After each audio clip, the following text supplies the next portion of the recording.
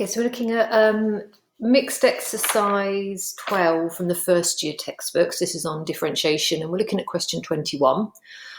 So I'm given a diagram of the curve, and I'm told its equation. It's got x-intercepts at A and C, and yeah, B looks like it's the maximum, but it's important that I know for sure it is. So B is the maximum point. Okay, so first thing is to find f dash x. So that's just going to be to differentiate.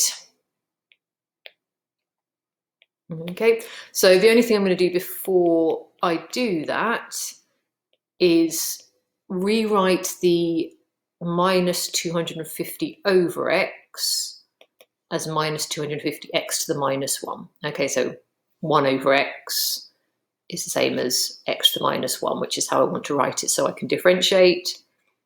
Okay, and it's just saying x has to be greater than 0,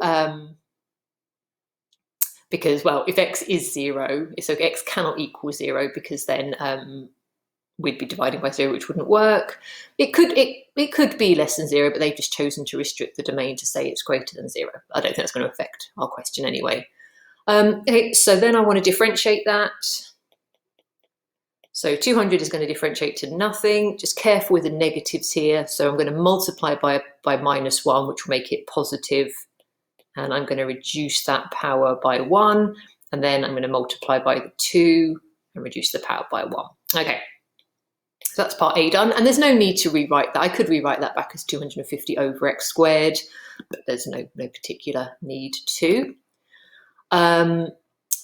Okay, so then using your answer to part A, calculate the coordinates of B, and it's told me that B is a maximum point, so that's a stationary point. So at B, the gradient is 0. Okay, so that's the key, the key thing to pick up there. I don't think I'm going to have to worry about justifying it's a maximum point, because I can see it's the only stationary point on that that I can see on that curve.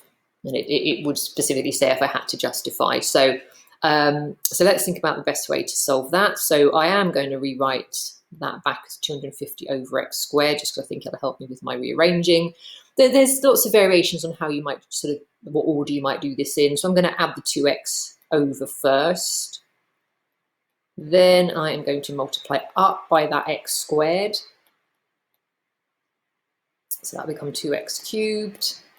Then I'm going to divide by 2, and then x is going to be the cube root of 125, which is 5, isn't it? I'm not being good after, yeah, which is 5. Okay, and then just be ever so careful, because that's the tricky bit done, but it wants the coordinates. So I also need to find y, so I just need to go back to the original function. I'll just go back to the one it gave me in the question.